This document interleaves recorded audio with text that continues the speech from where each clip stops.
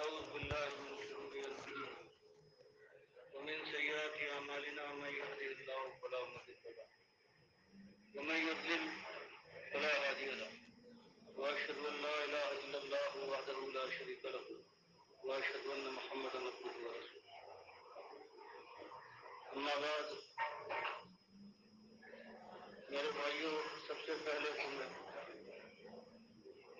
آپ کو اس بات کی مبارکباد دینا چاہتا ہوں کہ مالک نے وہ فرض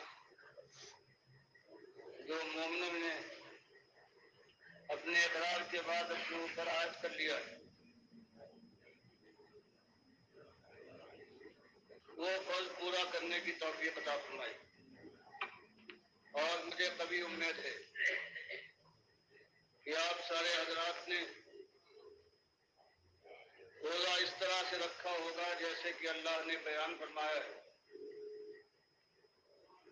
اور اللہ کے نبی صلی اللہ علیہ وسلم نے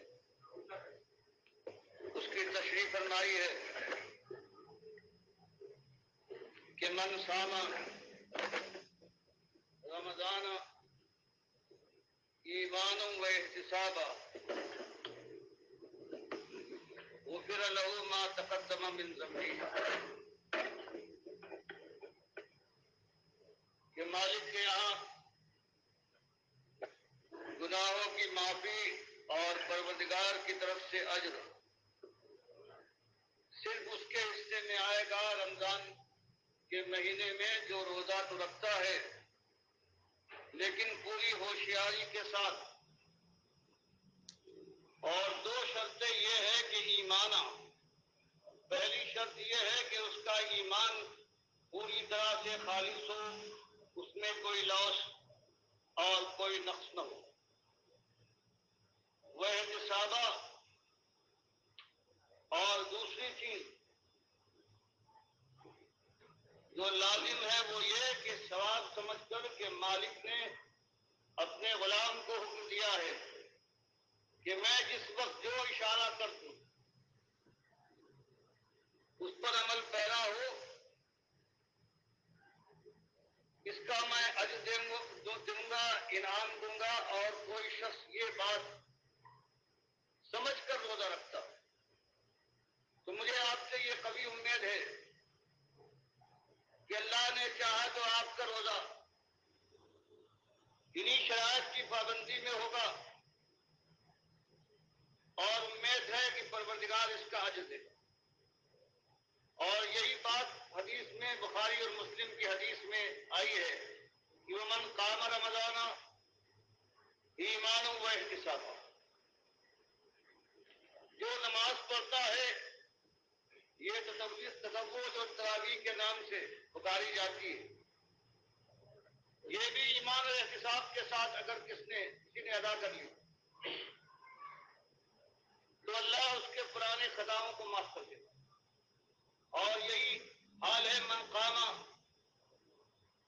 لیلۃ القدر ایمانا و احتسابا غفر له ما تقدم من ذنبه جس نے لیلۃ القدر میں اللہ کی بندگی کی ایمان اور احتساب کے ساتھ ثواب سمجھ کر کہ مالک نے فریضہ مقرر فرمایا ہے مالک راضی ہوگا مغفرت فرمائے گا تو اس کی خطائیں معاف ہو جائیں گی اللہ میری خطا کو پرانی خطاؤں کو معاف فرمائے اگلی خطاؤں کے لیے بھی یہی دعا ہے اور آپ آمین یا رب العالمین۔ شاید کوئی تعجب کرے کہ بات کیا ہے یہ بھی روزوں کی تعریف کرتے ہیں اور ہر جگہ ہر ممبر اور محراب سے روزوں کا ذکر آتا ہے نماز کی یہ بھی تلقین کرتے ہیں اور دوسرے کچھ پیچھے نہیں ہیں ان سے یہ بھی بتاتے ہیں کہ کلمہ وہی ہے لا الہ الا اللہ محمد رسول اللہ بتاتے ہیں کہ کلمہ وہی ہے لا الہ الا اللہ محمد رسول اللہ اور کوئی ہمیں اس کے خلاف نہیں بتاتا تو یہ سب مل کر ایک کیوں نہیں ہوتے چلو اور کوئی ضد کرے تو آپ کیوں ضد فرماتے ہیں آپ کیوں لوگوں کے ساتھ مل کر جب بات ایک ہی ہے تو اس کے بعد کیوں مل کر کوشش نہیں کرتے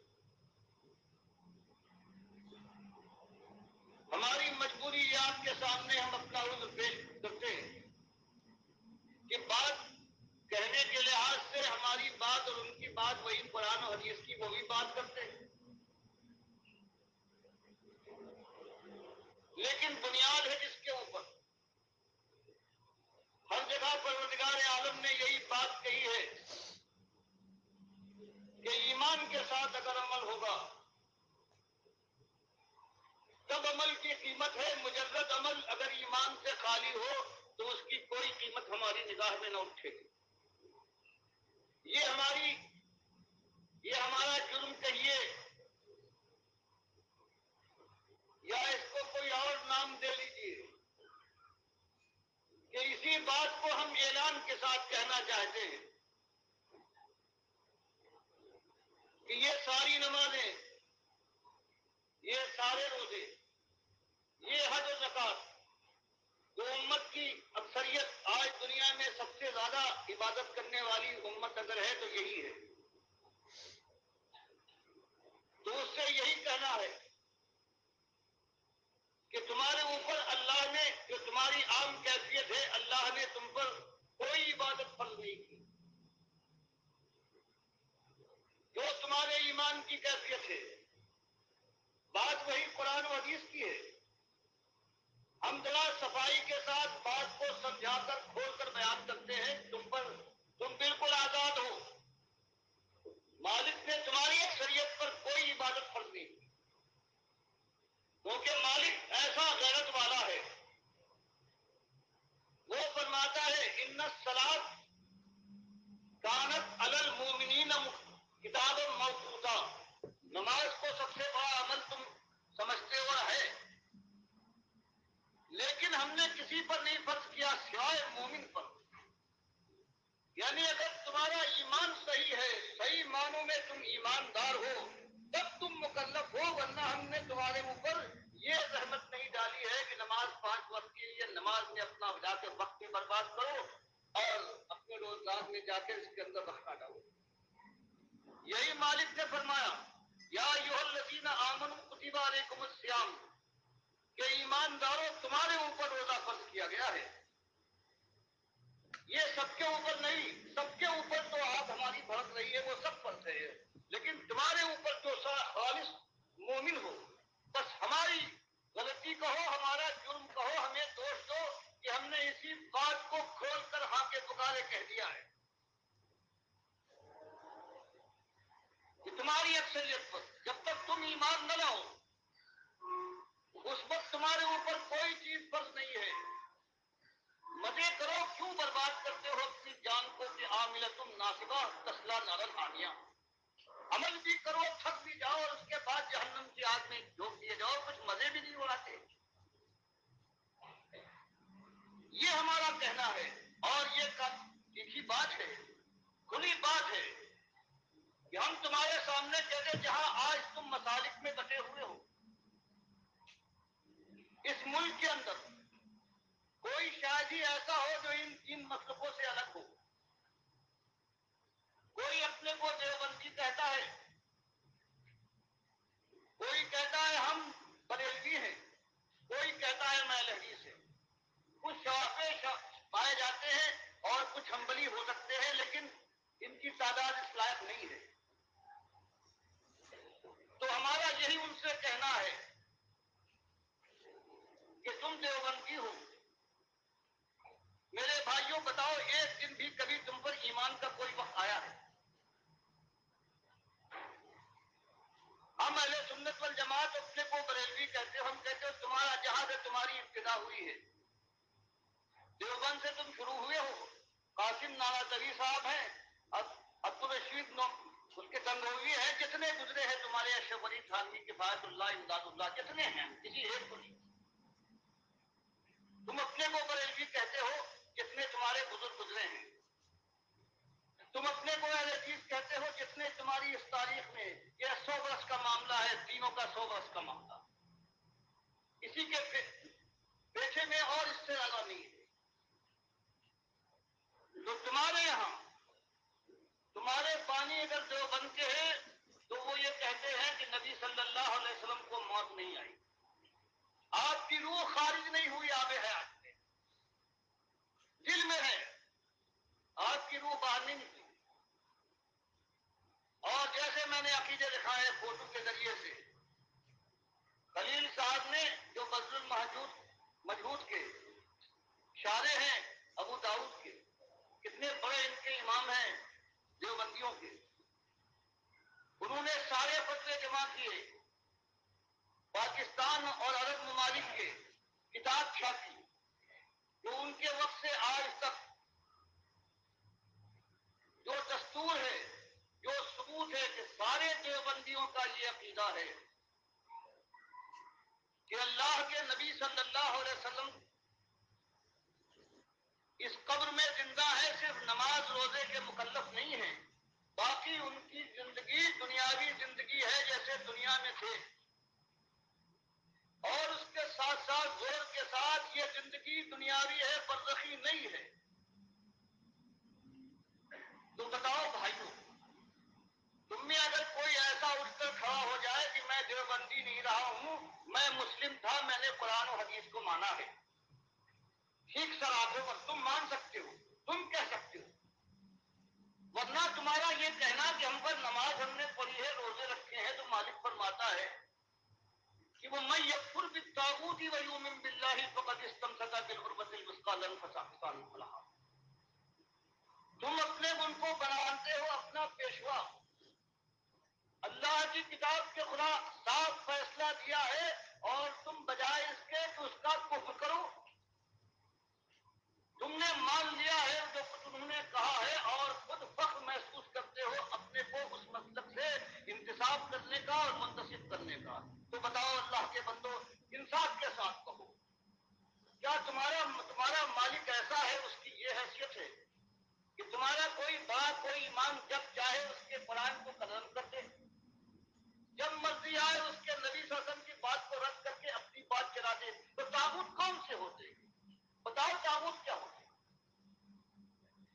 اور اللہ قرآن میں فرمائے ابھی وہ زمانہ نہیں آیا تھا جنگ کا، سورہ نحل میں مالک فرمائے کہ تمہارا یہ ایمان خالص لا الہ الا اللہ محمد رسول اللہ کہہ دینا، یہ ہماری نگاہ میں معتبر اس وقت تک نہیں ہے جب تم لات اور عزا اور منات کا انکار نہ کرو.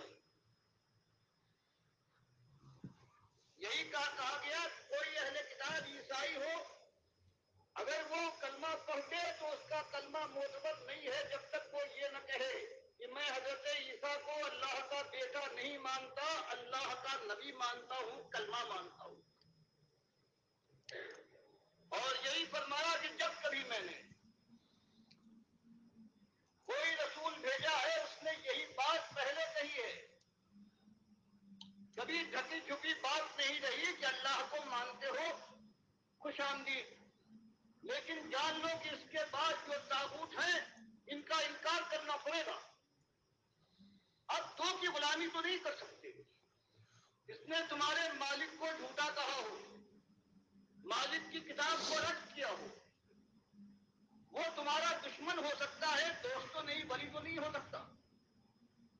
اگر تم اسے ولی بناتے ہو تو مالک فرماتا ہے والذین کفروا اولیاءہم الطاغوت، کہ کافروں کے طاغوت ولی ہوتے ہیں. تو کوئی مومن کبھی اپنی زبان سے نہیں کہہ سکتا کہ یہ ہمارے ولی ہے، یہ ہمارے بڑے، ہمارے امام ہیں، جنہوں نے اللہ کی بات کا انکار کر دیا، اللہ کی بات کی بجائے اپنی بات پیش کی، اور آج تک دنیا اس کو مانتی چلی آ رہی ہے. تو ایک یہ طاغوت نہیں، طاغوت سے کوئی بڑی چیز یہ ہے. تو ہم یہ بات کہتے ہیں تم سے کوئی لڑائی نہیں سوائے ایک اپنے مالک کے سلسلے میں. تم بھی اسی کے پیدا کیے پیدا ہوئے ہو، ہم کو بھی اسی نے پیدا کیا، تم کو بھی کھلایا ہے، ہمیں بھی کھلا رہا ہے. تم سے پہلے جو گزرے ہیں ان کا وہی داتا اور دستگیر اور خالق اور مالک وہی تھا. سب کچھ اس نے دیا ہے. اس کا کوئی وقار تمہاری نگاہ میں ہونا چاہیے.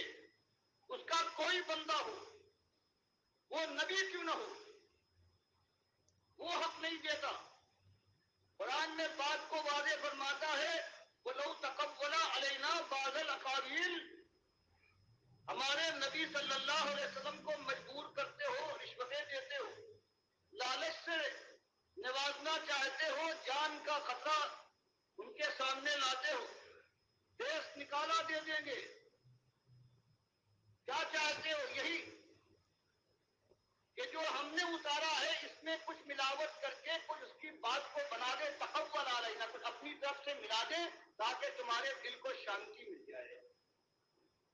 جو آج تمہارے دل کے اندر جلن ہے، جب سچی بات آپ کی طرح سے لگتی ہے تم چاہتے ہو کہ یہ نہ ہو، تو فرمایا سن لو، ہمارے بقیدہ نبی ہیں، ایسی بات تو نہیں کریں گے، لیکن مسئلے کو سمجھنے کے لیے سمجھ لو۔ اگر ہماری بات میں کوئی اپنی طرف سے یہ بات ملا دے تو ہم کیا کریں گے؟ لاخذنا منہ بالیمین، تو ہم اپنے نبی کو اس کے داہنے ہاتھ سے پکڑیں گے، ثم لقطعنا منہ الوتین، اور ان کی رگے کا دل کو ہم کاٹ ڈالیں گے۔ تم نے کیا سمجھا ہے؟ خالق اور مخلوق کے فرق کو تم نے مذاق سمجھا ہے؟ یہ ہمارے نبی ہے، قرآن فرماتا ہے اگر یہ کریں اور تمہاری شہر پر تم کو خوش کرنے کے لیے اگر انہوں نے یہ بات کی تھی، فما منکم من احد عنہ حاجزین، اور تم سارا زور لگا دو ان کے بچانے کے لیے، ہم سے نہ بچا سکو گے۔ تو بتاؤ، اللہ کا فرمان یہ کہ ہماری بات کے خلاف کوئی اگر بات لگا دے تو اس کے بعد کوئی ہو ہمیں اس کی پرواہ نہیں ہے۔ یہ اور ہماری سنت ہے کہ پیغمبر ہمارے انبیاء ہیں، ہم ان کی حفاظت کرتے ہیں، ایسی بات ہم سے نہیں لگاتے۔ لیکن سوچ لو، بات ایسی ہے اور آج اس دنیا میں ایک مسلک کے آدمی اور سارے اس کے بعد جو عقائد بنائے گئے ہیں اس سارے اس کے اندر یہی ہے کہ ہم کب سے فیضان کے قائل ہیں، لیکن جیسے خاص کرتے ہیں، خواص اور عام کا طریقہ ہے۔ خالص وہ کف پرستی کا شرک جس سے نبی صلی اللہ علیہ وسلم نے بستر مرگ پر ڈرایا تھا کہ دیکھو تم نہ کرنا، اپنے بزرگوں اور اپنے نبی کی قبر کو تم سجدہ گاہ نہ بنانا، یہ جڑ تھی۔ اس سے حضرت عائشہ فرماتی ہے کہ عین کرب و بے چینی کے عالم میں جب کبھی چادر سر پر ڈالتے تھے، کبھی پھینک دیتے تھے، آپ کی زبان پر یہ جاری تھا، لعن اللہ الیہود والنصارى اتخذوا قبور انبیائہم مساجد، لعنت ہو اہل کتاب یہود و نصارہ پر، انہوں نے اپنے انبیاء کی قبروں کو سجدہ گاہ بنا لیا۔ اور پھر اللہ سے دعا فرمائی، اللہم لا تجعل قبری وثنا یعبد، مالک میری قبر کو نہ بنانا، لیکن مالک نے دعا قبول نہیں فرمائی۔ جیسے اور بہت سی دعائیں ان کی والدہ کے سلسلے میں یا اور منافقوں کے سلسلے میں قبول نہیں ہوئی، یہ دعا بھی قبول نہیں ہوئی۔ آج وہ قبر بھی سجدہ گاہ بنی ہوئی ہے، استغفر اللہ۔ وہاں بھی لوگ، میں نے خود دیکھا ہے، تہجد کے وقت آ کر داخل ہوئے ہیں، قبلے سے رخ موڑ کر قبر کی طرف کیا ہے، ہاتھ باندھ کر، لمبی داڑھی والے حاجی صاحب ہیں، آنسو بہا رہے ہیں، نبی صاحب سے فریاد کر رہے ہیں۔ یہ خاص اس کے اندر اس قبر کو، اس کے اوپر یہ کلش بنا ہے اور یہ گنبد لگایا ہے 700 سال کے بعد، اور سب نے اس کو مان لیا ہے، آج بھی جو ہے اس کے رکھوالے بن گئے ہیں۔ حالانکہ اللہ کے نبی صاحب فرماتے ہیں کہ کوئی چیز نہ ہونا چاہیے، نہ قبر پختہ ہو اور نہ اس پر کوئی عمارت بنے۔ آج کس میں ہمت ہے کہ اپنے نبی کی بات کو نافذ کر کے یہ کام کر سکے؟ اس لیے کہ دنیا کا مزاج بدل گیا، اب ان کی پسند ہے، اب اللہ اور نبی صلی اللہ علیہ وسلم کا کہا نہیں چلتا۔ اب دنیا میں ان کو اس لیے کہ ہزاروں ان کے اٹھانے والے ہیں، بڑے بڑے ائمہ ہیں، کتنے علماء دین ہیں، وہی کہتے ہیں یہی بات صحیح ہے۔ تو پہلی بات جو یہ ہے، ایک کا میں نے ذکر فرما کیا، دوسرے لوگ جو آج یہاں اس امت کے اندر ہے، اگر کوئی سلسلے سے ان کا تعلق ہے، اگر کہیں دینداری کی خوشبو ہے ان کے اندر، تو بہرحال کہیں نہ کہیں لگے ہوئے۔ دوسرا گروہ جو ہے ان کے بانی رضا احمد رضا خان صاحب، یہ سب مانتے ہیں کہ ہاں زندہ ہیں، اور کہتے ہیں ازواج مطہرات بھی آپ کے پاس پیش ہوتی ہیں اور آپ رات ان کے ساتھ گزارتے ہیں۔ دو گروہ یہ ہو گئے۔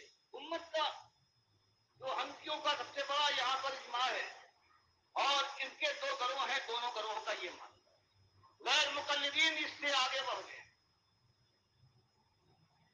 وہ کہتے ہیں صرف یہی نہیں کہ نبی صلی اللہ علیہ وسلم اور انبیاء زندہ ہیں، بلکہ سارے لوگ جو مر جاتے ہیں وہ زندہ ہیں۔ اگر زندہ ان کے پاس زیارت کو جائے، سلام کہے، جیسے حدیث میں آیا ہے، تو وہ سنتے ہیں، دیکھ کر پہچانتے ہیں، اس کے لیے دعا کرتے ہیں، اور اس کے اوپر اس کے گھر والوں کے اعمال پیش کیے جاتے ہیں۔ اگر اچھے اعمال ہوتے ہیں تو خوش ہوتا ہے، اور اگر برے اعمال کرنے والے ہوتے ہیں تو وہ دعا کرتا ہے کہ مالک ان کو موت نہ دے جب تک کہ اچھے اعمال نہ کرنے لگے۔ تو اس قبر میں پہنچنے کے بعد زندہ نہیں بلکہ زندوں سے زندہ ہے۔ زندہ تو بیچ میں مٹی کا پردہ ہے، وہ نہیں دیکھ پاتا، لیکن وہ ہے، وہ دیکھتا بھی ہے، سنتا بھی ہے، کچھ بھی ہوتا ہے، دعائیں بھی کر رہا ہے۔ یہ ہے اہل حدیث کا اور امام احمد کا، امام ابن تیمیہ کا، ابن قیم کا، ابن کثیر کا، ابن حجر کا، جتنے بڑے بڑے عالم مانے جاتے ہیں، کچھ کے میں نے فوٹو آپ کو دے دیے ہیں، وفات النبی کی کتاب آپ کو یہاں مل جائے گی، ان کے فوٹو دکھا دیے ہیں۔ تو بتائیے اگر یہ مسئلہ ہو جائے کہ شرک کی جو بنیاد ہے، اس کے ذریعے سے شرک پھیلتا ہے، اور شرک کی بنیاد کیا ہے کہ مرنے والا مرا نہیں، زندہ ہے، دیکھتا ہے، پہچانتا ہے، خوش ہوتا ہے، منت مانو، نظر چڑھاؤ، پھر اگر اس کے پاس خود طاقت نہیں ہے تو وہ سفارش کرے گا، اس کی سفارش ایسی تیر بہدف ہے کہ مالک ٹال نہیں سکتا، ایسا وہ محبوب اور ایسا وہ ڈاٹلا ہے۔ یہی بنیاد ہے۔ ہم نے کیا کیا ہے کہ بھری بزم راز کی بات کہی، ہم نے یہ کھول کر اعلان کیا ہے کہ مالک کے سامنے جانا ہے، اس نے ہمیں پیدا کیا، اس نے ہمیں کھلایا پلایا، وہ ہم کو موت دے گا، وہ ہم کو اٹھائے گا، اور اس کے بعد حساب و کتاب کے بعد یا تو ہماری بدقسمتی ہے کہ آپ سے سابقہ پیش آ جائے، اور اگر خوش نصیبی ہے اللہ اسی خوش نصیبی سے سرفراز کرے تو ہمیشہ کی جنتیں ہیں، اللہ کی خوشبودی ہے اور ہمیشہ کی خوشحالی ہے۔ ایک اس بات کو ہم نے پیش کر دیا، اور اسی نقطے کو سمجھیے کہ مالک کے یہاں سے جو آتا ہے وہ یہ نہیں کہ ایمان سے لے آؤ لا الہ الا اللہ محمد رسول اللہ ہے، بلکہ مالک آزماتا ہے کہ تم اپنے ایمان میں کتنے پختہ ہو۔ اگر اللہ کے ساتھ یہ وعدہ کرنے کے بعد دنیا سے ڈرتے ہو، کسی اور نے اللہ کے خلاف اللہ کی کتاب کا انکار کر کے ڈنکوں کے چوٹ کے اوپر آواز نکالی ہے، دنیا نے مانا ہے، تو تم ماننے کو تیار نہیں ہو تو اور کافی کیا ہے؟ اس کے علاوہ بتا دیجیے اور کیا چیز ہے؟ اور اس سے آگے بھی، اسی لیے مالک نے سورہ نحل میں یہ بتایا کہ اس سے اجتناب کرو طاغوت سے، وقت گزرا ہے۔ سورہ بقرہ میں اس کو اور تیزی کے ساتھ اور شدت کے ساتھ کہ وَمَن يَكْفُرْ بِالطَّاغُوتِ وَيُؤْمِنْ بِاللَّهِ وَقَدِ اسْتَمْسَكَ بِالْعُرْوَةِ الْوُثْقَىٰ لَا انفصام لَهَا۔ اب اور اس کے اندر شدت آئی کہ اجتناب نہیں، اب طاغوت کا کھلے کفر کرو انشاءاللہ۔ اور اس طرح سے ساری جو مصیبتیں آئی ہیں صرف جوان مردوں پر آیا کرتی ہیں جو اس ہمت کے ساتھ اپنے مالک کی غلامی کا نعرہ لگائیں اور خلوص کے ساتھ ثابت کر دیں، پھر کہیں اللہ بھی ان کو آزماتا ہے اور پھر پروردگار کی سنت پوری ہوتی ہے۔ باقی جو میل ملاپ کر لے، جو سب کو خوش رکھنا چاہے، اپنے مالک کو بھی اور مالک کے ان غلام دنیا والوں کو بھی خوش کرنا چاہتا ہے، وہ کبھی یہ بات نہیں کہہ سکتا۔ پھر زمانہ اور گزرا ہے، مالک نے اور کھول کر کہا کہ الذین آمنوا یقاتلون فی سبیل اللہ۔ اب صرف زبان نہیں، اب تو قتال کا معاملہ ہونا چاہیے۔ اب اللہ کی راہ میں تم قتال کرنے والے بنو، اگر وہاں تک نوبت پہنچ گئی ہے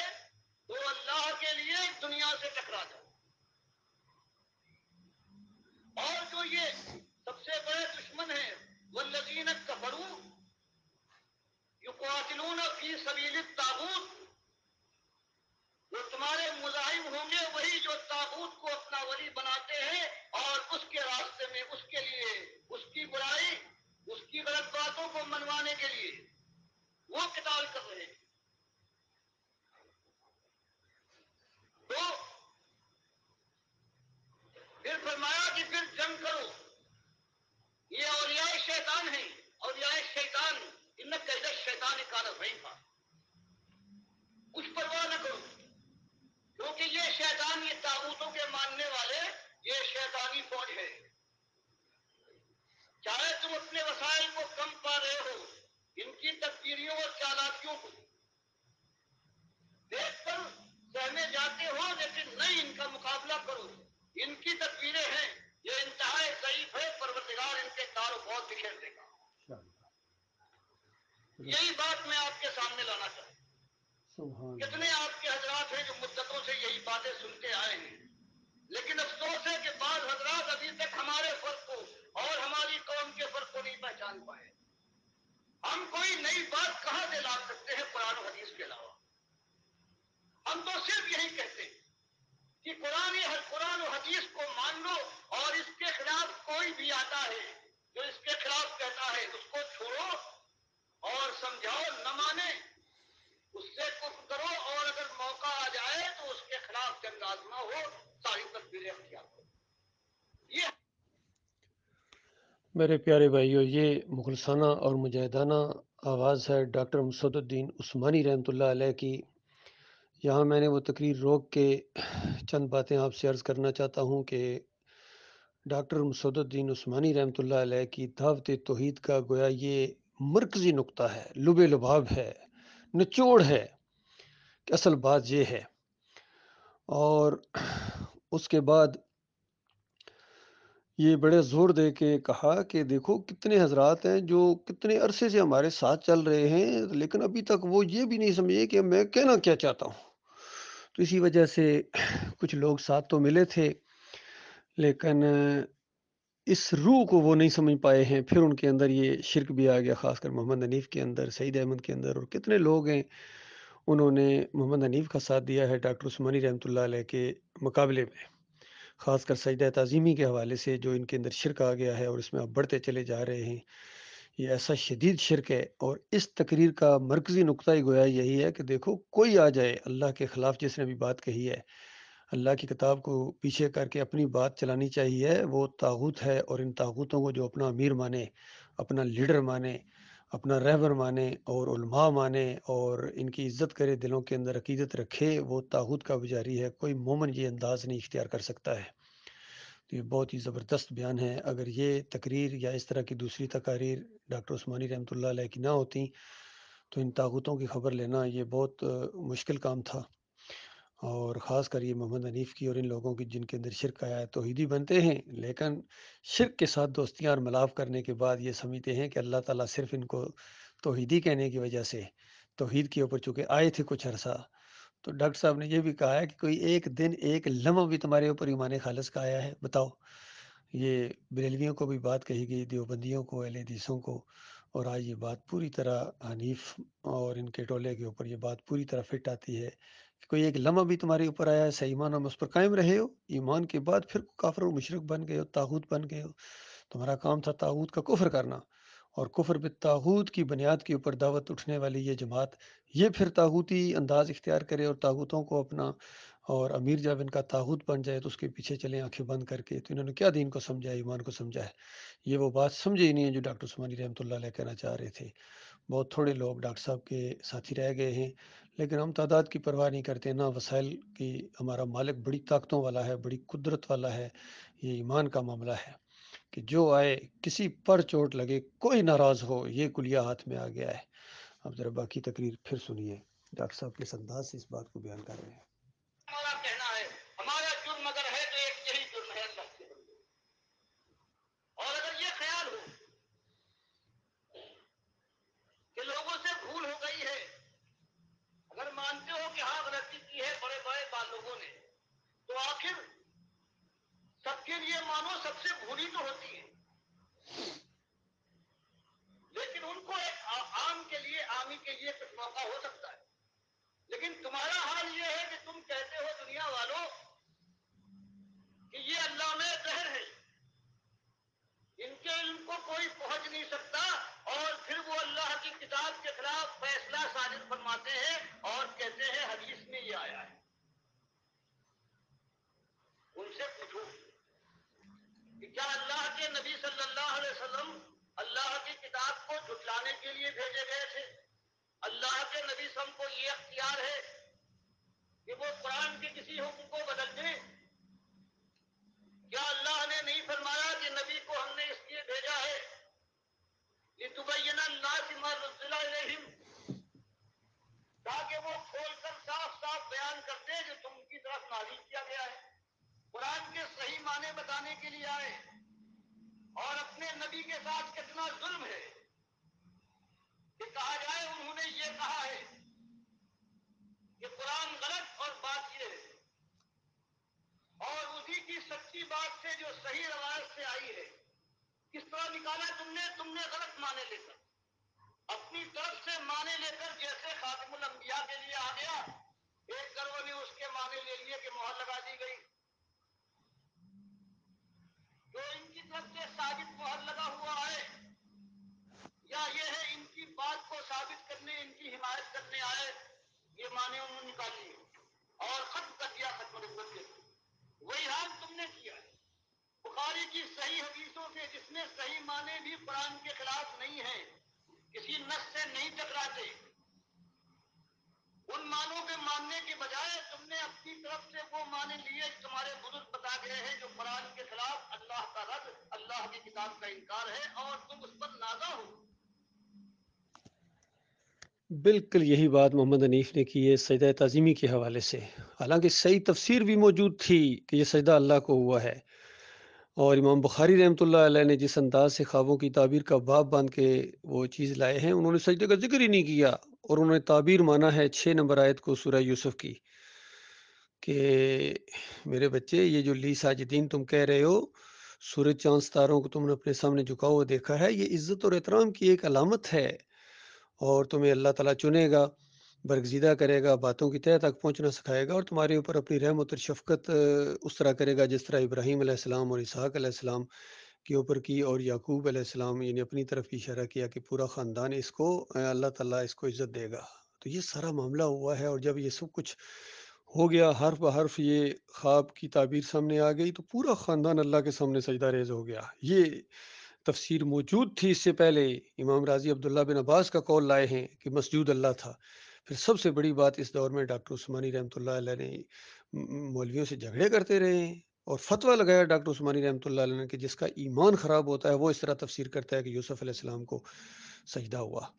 تو بالکل ایمان چونکہ محمد حنیف کا خراب تھا، اس وجہ سے اس نے یہ تفسیر کر کے پوری جماعت کو، اکثریت کو مشرک بنا دیا، مجاہدوں کو مشرک بنا دیا، اس پٹڑی سے بالکل اتر گیا.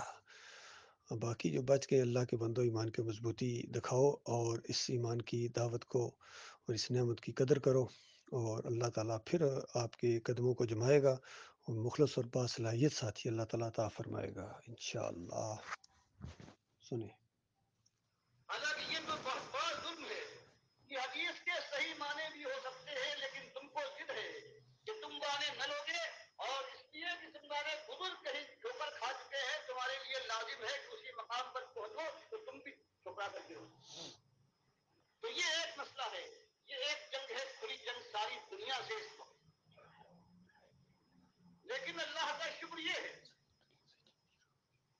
کہ گالیاں دینے والے ہیں، برا برا کہنے والے ہیں، یہ تہمت لگانے والے کہ بڑے شدید ہیں، کسی کو نہیں چھوڑا. ہم کہتے ہیں اس سے کام نہ چلے گا، تم یہ بتاؤ کہ کہاں ہم غلط کہہ رہے ہیں. کہتے ہو کسی نے اس کو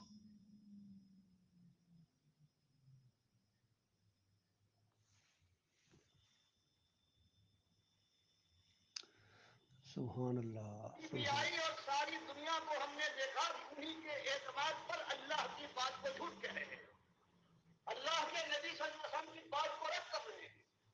تو ایک غلام اللہ کا ہے، کیا اس کی غلامی کے اندر جوش پیدا نہ ہوگا، حرکت نہ آئے گی کہ اگر کسی نے نہیں کہا ہے تو میں غلام ہوں، چلو اللہ کے یہاں وہ جواب دے، لیکن میں کیا جواب دوں گا. سبحان اللہ. اس لیے یہ بات ہر مسلمان مسلمان کا حق ہے جو صحیح معنوں میں اللہ کی بندگی کا ثبوت دینا چاہتا ہے. بے شک بے شک. لوگ کہتے ہیں کہ اگر یہ کام نہ کرو، بات کہتے رہو اپنی مثبت دعوت، تو میں کہتا ہوں تم اللہ سے بڑے حکیم نہیں، اس کے رسول صلی اللہ علیہ وسلم تم سمجھدار نہیں. اللہ نے سارے پرانے جو مشہور تھے سب کو قرآن میں ذکر کیا. یہ فرعون ہے، یہ حامان ہے، یہ قارون ہے، یہ ابو لہب ہے. اور عمرو بن لہی خزائی کا نام کس نے لیا ہے کہ سب سے پہلے اس ظالم نے شرک کو یہاں پر داخل کیا ہے. اور جہنم کی آگ میں میں نے دیکھا ہے یہ اپنی ہاتھوں کو کھینچ رہا تھا، پھٹ گیا تھا پیٹ. معلوم ہوا کہ وہاں بھی برزخ میں جسم بھی ملتا ہے، بخاری مسلم کی حدیث سے. بے شک. تو اللہ اور اس کے رسول صلی اللہ علیہ وسلم کا قاعدہ تو یہ ہے کہ وہ بات کو، اعتقاد کے معاملے کو، ایمان کے معاملے کو بالکل صاف، کسی پر چوٹ لگے، کسی پر چوٹ کوئی لگے، ناراض ہو، کوئی ناراض ہو. اور جب تک صاف ہو کر نہ آئے گی. ایک راستہ ہے،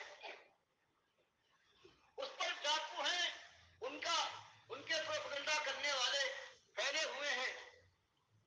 کوئی گھبراتا ہے، کہتے ہیں کوئی بات نہیں، بالکل شاہراہ ہے، بالکل امن ہے. اس پر ان کے ایجنٹ ہیں، لوگوں کو آگے بڑھا رہے ہیں، اور وہ جانے کے بعد وہ گھاٹ میں لگنے والے ہیں، وہ ان کو ڈھونڈ لیتے.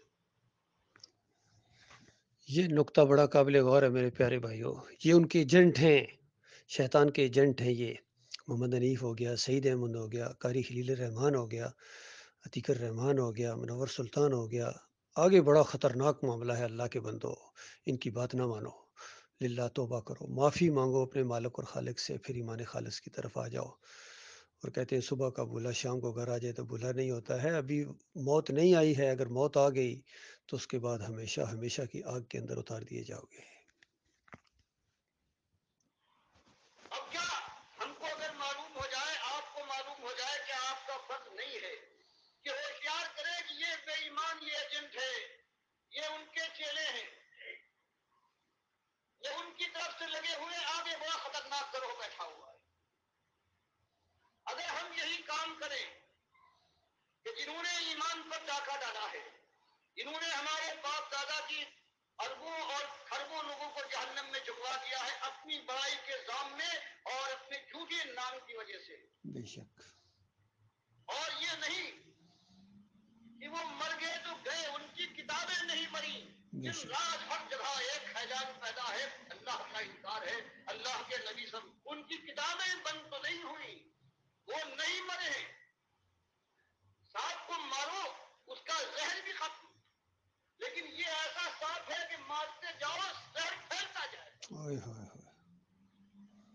تو اگر اللہ نے پوچھا کہ ان ظالموں کے متعلق ٹھگوں کو تم جانتے تھے یہ نقطہ ہے اللہ کے اور بندو. دنیا برباد ہو رہی تھی، تمہیں خبر تھی، اور تم اس خیال سے کہ ان کے بڑے نام ہیں، دنیا ناراض ہو جائے گی، لوگ کیا کہیں گے، تم نے اس بات کو کھول کر دنیا کے سامنے کیا کیوں نہیں رکھا. تو اللہ کے بندوں، اگر آپ کوئی ہمیں تسلی بخش طریقہ بتا سکتے ہیں تو ہم اس پر سوچ سکتے ہیں. کوئی اور طریقہ اس کے علاوہ نہیں ہے.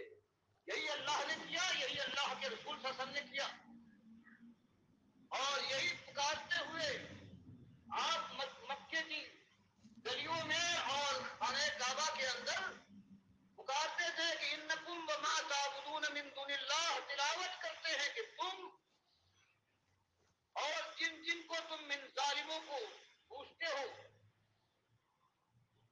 سوائے اللہ نے تفسیر فرما دی کہ جو خود مومن نیک تھے ان کی بات اور ہے، کسی نے زبردستی کی ہے، جنہوں نے اپنے کو پجوایا ہے، یہ سب حسب جہنم، یہ سب جہنم کا ایندھن ہوں گے. انتم لہا واردون، اس پہ داخل ہو گئے ہوں گے.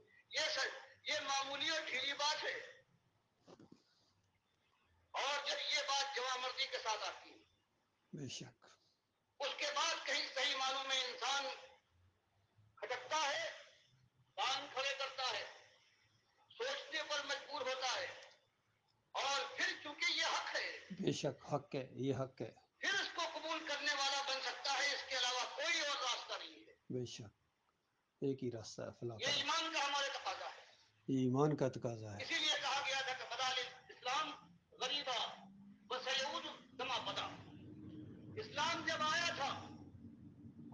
نبی کہتے تھے کہ ہم حضرت ابراہیم کے ماننے والے ہیں، ایماندار ہیں، نبی صاحب نے ان کے ایمان کے چیزیں اڑا دیے، تم ایماندار نہیں ہو۔ اس لیے کہ ابراہیم ہمارا پیغمبر ما کان من المشرکین، تم تو مشرک ہو، وہ مشرک نہیں تھا۔ بے شک بے شک، یہی جان بالکل یہی معاملہ ہے آج جو برپا ہو گیا۔ محمد حنیف کہتا ہے میں ڈاکٹر عثمانی کا ساتھی ہوں، اور تمہیں اس ڈاکٹر عثمانی سے کیا نسبت ہے؟ وہ مجاہد اور مومن تھا اور تم مشرک ہو، تم سجدہ تعظیمی ثابت کرنے والے اور وہ سجدے کو شرک کہنے والے، عقیدے کی خرابی کہنے والے کہ دیکھو اللہ کے علاوہ کسی اور کے سامنے تمہارا یہ عزت دار سر نہیں جھکنا چاہیے۔ سارے انبیاء اللہ کے سامنے جھکتے تھے اور ایک دوسرے کو سجدے نہیں کرتے تھے۔ سورہ مریم کی 58 نمبر آیت بھی اس معاملے میں نص ہے قرآن کی، لیکن انہوں نے قرآن کے اندر بالکل تعریف کی ہے اور اپنی چلائی ہے۔ لہذا سنو کس طریقے سے کھول کھول کر بات بیان کی جا رہی ہے۔ مدینے میں ہجرت کے بعد یہی بات ان کے سامنے کھول کر رکھی گئی، تب یہ آشوب برپا ہوا ہے، زلزلے آئے ہیں، اور پھر وہ ساری تاریخ جو آپ کے سامنے ہے وہ دہرائی گئی ہے، اور اس کے بعد پھر کئی لوگ سمجھے ہیں، دماغ کھلے ہیں، اپنے مالک کی اصلی عزت کو پہچانا ہے، اور پھر کہیں راستہ لوگوں کی نگاہوں کے سامنے آیا ہے، اور پھر چلے ہیں، پھر اللہ کے وعدے پورے ہوئے ہیں۔ آج اگر اس طرح سے اگر دوسری پن کے ساتھ اگر اللہ کے ساتھ اللہ کے انکار کرنے والے تابوت کا بھی آپ نے خیال کیا تو اللہ کے دوہرے بدلنے پڑیں گے۔ ایک تو آپ جانتے ہیں، بتا دیجیے گا، پھر دنیا میں یہ آوازیں اٹھ رہی ہیں کہ ہاں یہ تابوت تھے، چاہے تمہارے سر کے تاج ہوں، لیکن اللہ کی بارگاہ سے راندے ہیں، ان کی بات نہ ماننا، وہ اپنی ذمہ داری پہچانیے، باقی ساری چیزیں وہی ہیں۔ تھوڑی سی یہ انداز بھی بہت ہی زبردست ہے کہ چاہے تم نے ان کو اپنا امیر مانا ہے یا ان کو بڑا مانتے ہو، اپنا لیڈر مانتے ہو، اکابرین مانتے ہو، لیکن اللہ کی بارگاہ سے راندے ہیں، کیونکہ شرک کی وجہ سے انہوں نے اپنی بربادی کا سامان خود اپنے ہاتھوں سے کیا ہے۔ شرک کی وجہ سے سارے اعمال اور تہجد گزاریاں اور سب کچھ اچھے اخلاق برباد ہو جاتے ہیں۔ خلوص کے ساتھ، بالیدگی کے ساتھ کہ نمازوں کے اندر روزہ کوئی نئی چیز آپ کے سامنے ہم کیا پیش کر سکتے ہیں جو اللہ کی کتاب اللہ نبی صاحب نے نہیں پیش کی، اس کے علاوہ کیا پیش کر سکتے ہیں؟ ہم کہتے ہیں وہی بات، اس سے پہلے یہی ہوا ہے کہ ایک پیغمبر آئے ہیں عیسیٰ علیہ السلام، ہزاروں لاکھوں کی تعداد ہے یہودیوں ماننے والے، توریت پر ایمان لانے والے جو توحید کے راستے سے ہٹ گئے تھے۔ جب انہوں نے آ کر یہ بات پیش کی ہے تو ایک نبی کے ساتھ کیا کیا ہے دنیا والوں نے؟ کتاب کے ماننے وہ کہتے ہیں کہ بھائی میں انکار کرنے نہیں آیا، میں توریت کا مصدق ہوں، جو تم نے اپنی طرف سے اس میں ملا لیا ہے اس کا میں انکاری ہوں۔ یہی ہمیں کرنا ہے بے شک کہ قرآن و حدیث میں کون کس کی ہمت ہے ایک معمولی چیز کا کوئی فرق کر سکے اور وہ کافر ہونے سے کیسے بچ سکتا ہے؟ ہم تو صرف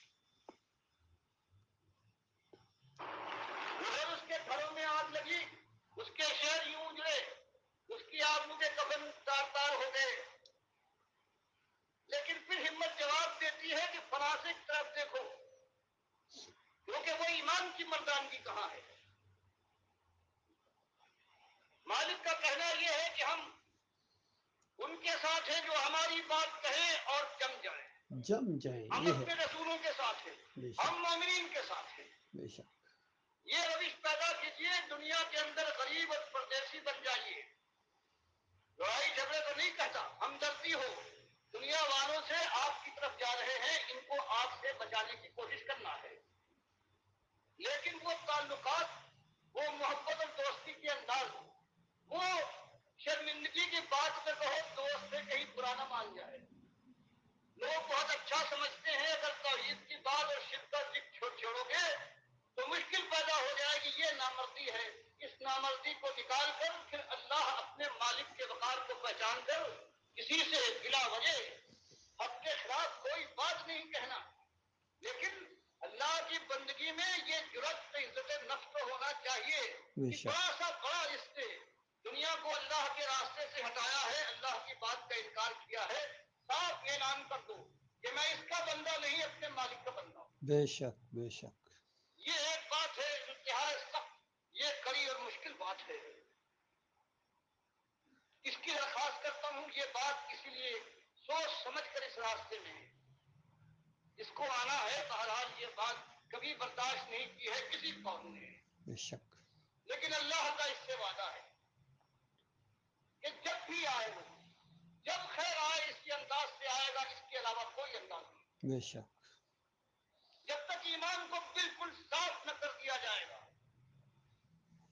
اور بڑے چھوٹے کا کوئی خیال، کوئی عالم اور فاضل، کوئی امام زیادہ اللہ کے راستے میں روا نہ کر پائے گا، بے اس شک وقت کہیں راہیں کھلیں گی، اللہ کی رحمتوں کے فرشتے اتریں گے، اللہ مالک سکینہ نازل فرمائے گا، بے اسباب کا شک وہ انتظام کرے گا، اور معلوم نہیں 10 سال لگے، 10,000 سال لگے، بے وہ شک دن بھی بخاری اور مسلم نے جو بیان کیا ہے وہ دن بھی آ جائے گا کہ اس زمین کے اوپر سوائے مومنوں کے ایک کافر نہ ہوگا۔ اس لیے جزیہ ختم کر دیا جائے گا جو کافروں سے لیا جاتا ہے۔ عیسائیت کا جو آج زور و شور ہے، فرمائے عیسائیت کا نام نہ ہوگا، صلیب توڑ دی جائے گی، پھر دین کا پتہ نہ ہوگا۔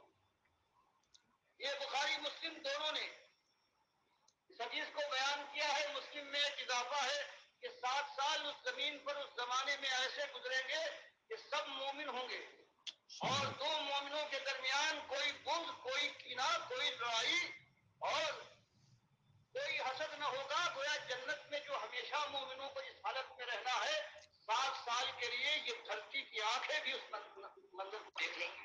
سبحان اللہ تو اس کے لیے کوشش جاری رہے اسی سمت، انشاءاللہ اور اللہ 10 سال میں وہ دور لے آئے تو مالک کی قدرت سے کوئی چیز بعید نہیں ہے۔ بے شک اس میں 100 سال لگے، یہ 1000 سال لگے، جب آئے گا وہ دور آئے گا تو اسی انداز سے آئے گا جو اللہ نے بتایا ہے، اللہ کے رسول صلی اللہ علیہ وسلم نے فرمایا۔ سبحان اللہ دنیا بنے گی، دنیا میں عزت تمکنت ملے گی، انشاءاللہ خلافت ہوگی، امن و انشاءاللہ امان ہوگا، انشاءاللہ اور آخرت میں جنت کی بادشاہی سے سرفراز کیے جائیں گے۔ یہی انشاءاللہ ایک انداز ہے۔ بے مالک شک نے قرآن میں فرما دیا، یا بدوننی لا شک بے شک لا یشرکون بی شیئا، ایک ہے کہ مجھے اپنا اکیلا مالک مانے اور میرے ساتھ کوئی شریک نہ بے ٹھہرائے۔ شک اور بے میں نے شک بتایا کہ پورے پاکستان کے پورے مسالک کے لوگ ہیں، ان کے اندر کفر و شرک ہر ایک میں، بعض میں اوپر تک، بعض میں چھلکتا ہوا، بعض کے اندر اس کے بیڑے میں بیٹھا ہوا ہے، لیکن اللہ کے یہاں معمولی ایک شرک، ایک نجس، ایک ذرہ ہے، اللہ کو قبول نہیں ہے، اللہ کبھی اس کو معاف نہ کرے گا۔ بے اس لیے شک بے شک اللہ سے توفیق مانگیے، اور یہ کام ہو رہا ہے۔ بے شک اللہ اس کا آواز میں اضافہ فرما رہا ہے، بے بات شک پہنچ رہی ہے۔ تو بات آپ کے سامنے آنے کے بعد ذمہ داری آپ کی بڑھ گئی ہے، آپ سے یہی کہنا ہے کہ ساتھ دیجیے اپنی حد تک اس کام۔ بے شک بے شک مالک کی بڑائی کے لیے اگر ایک مالک کا غلام اپنے وہ کہنے والا آگے نہیں بڑھتا ہے تو اس کا دعویٰ کیسے قابل و قبول ہو سکتا ہے؟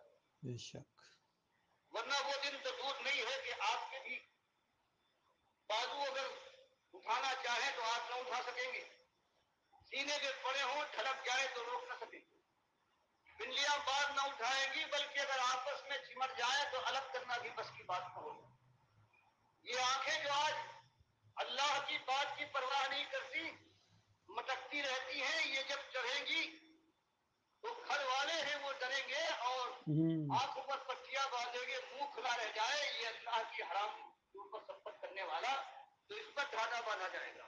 وہ دن کو آنے سے پہلے اللہ کی بات کو پورے شور کے ساتھ قبول فرمائیے، اور اللہ نے جو فرمایا ایمان لا کر عمل صالح کر کے پھر یہی دعوت حق ہے، یہ بلند ہو، اس راستے کی چوٹیں سہلاتے ہوئے، زخم جانتے ہوئے شیرانہ وار منزل تک پہنچ جاؤ، موت منزل ہے، بس سبحان امتحان اللہ ختم ہوا، سبحان جنت کی اللہ بادشاہی کے مجھے تم کو اسی وقت سنا دی جائے گی۔ سبحان اللہ اللہ مجھے بھی توفیق دے کر بدلا۔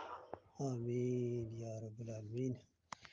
میرے پیارے بھائیوں، یہ آخری الفاظ بھی بہت ہی قابل غور ہیں ڈاکٹر عثمانی رحمۃ اللہ علیہ کی۔ یہ دعوت میں نے آج سے 37 سال پہلے 19 فروری 87 کو سنی تھی، اور یہ دعوت میرے دل و دماغ اور رگ و پے کے اندر اتر گئی تھی۔ بالکل میں ایک کیسٹ سن کے اور ڈاکٹر صاحب کا لٹریچر پڑھ کے میں ڈھیر ہو گیا تھا کہ یہ حق ہے، کیونکہ اس کے بعد جو دوسری چیزیں وہ تو پہلے سے دیکھی ہوئی تھیں، کہیں وہ ایمان خالص نظر نہیں آ رہا تھا۔ اس وقت میں فوج میں تھا، 7 پنجاب ریجمنٹ میں۔ اللہ تعالیٰ نے ایمان خالص سے نوازا ہے، اور اس دن سے میں اسی کی تبلیغ میں اسی راستے پر چل رہا ہوں، اور بسوں میں، ٹرینوں میں اور بازاروں میں، ہر جگہ میں دعوت اللہ کرتا ہوں۔ اپنے علاقے کے اندر بھی گجر خان کا علاقہ ہے، چکری وکیلا میرا گاؤں ہے، وہاں ہم نے مسجد توحید بنائی ہوئی ہے الحمدللہ۔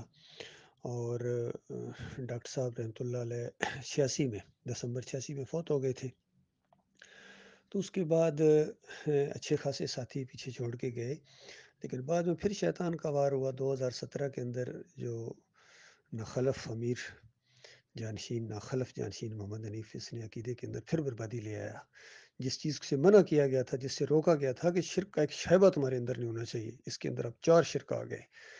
پہلے سجدہ تعظیمی کا شرک آیا، پھر کہتا ہے انسان انسان کو سجدہ کر سکتا ہے، پھر کہتا ہے اللہ تعالیٰ نے اپنی ایک صفت عیسیٰ علیہ السلام کو بطور معجزہ دے دی، پھر کہتا ہے اللہ نے اپنی صفت کے 100 حصے کیے، ایک حصہ مخلوق میں بانٹ دیا۔ اس کا دماغ خراب ہو گیا ہے، تو مومنوں کو اس طرح مجاور بنا دیا۔ اللہ کے بندو جو باقی بچ گئے ہو، منظم ہونے کی کوشش کرو، اور ہم منظم ہو گئے ہیں، انشاءاللہ ہو رہے ہیں، اور مخلص لوگ ہماری طرف آئیں گے، اور یہ بہت ہی مضبوط بنیادوں کے اوپر یہ جماعت بن رہی ہے، اور انشاءاللہ ایمان خالص کی بنیاد کے اوپر ہم آگے بڑھیں گے۔ اب کوئی اور ہمارا معاملہ نہیں ہے، صرف ایمان خالص۔ جو اس بات کو مانتا ہے وہ ہمارا ساتھی ہے، ہمارا بھائی ہے، ہمارے سر کا تاج ہے، وہ سواری کرے، ہم رکاب تھامیں۔ اور جو ایمان خالص کے راستے میں روڑے اٹکاتا ہے، یا اپنے اکابرین اور اپنے بڑوں کا اس کو زیادہ خیال ہے، اللہ سے زیادہ وہ پیارے ہیں اس کو، تو وہ جانے اور اس کا کام جانے۔ اس کے مشرکانہ دین سے ہمارا کوئی تعلق نہیں۔ ہم بالکل بیزاری کا اعلان کرتے ہیں محمد حنیف سے بھی، اور سارے فرقوں سے، بریلویت سے، دیوبندیت سے، اہل حدیثیت سے، سلفیت سے، حنبلیت سے، صوفیزم سے اور جمہوریت سے، ہر قسم کے شرک سے، تعویذ گنڈا، واسطے وسیلے، رکوع اور سجدے، بالکل ہم سے، ان سے بیزار ہیں۔ شرک کے ایک ایک شرک کے اوپر ہم تھوکنا بھی گوارا نہیں کرتے۔ ہمارے لیے ایمان خالص کافی ہے، اور بالکل اسی کی خاطر انشاءاللہ ہم جئیں گے، اور اسی کی خاطر انشاءاللہ مریں گے۔ اللہ تعالیٰ ہمارے معاملات کو درست کرے، ہمارے اوپر مالک وہ بوجھ نہ ڈالے جو پہلے لوگوں کے اوپر ڈالا تھا، اور اتنی بوجھ ڈالے جتنے ہمارے اندر طاقت ہے۔ اور اللہ تعالیٰ اپنے فضل و کرم سے ان سارے کافروں کے اوپر، مشرکوں کے اوپر، مرتدوں کے اوپر اور منافقوں کے اوپر اور باغیوں اور انتشاریوں کے اوپر اللہ تعالیٰ ہمیں غلبہ عطا فرمائے۔ آمین یا رب العالمین۔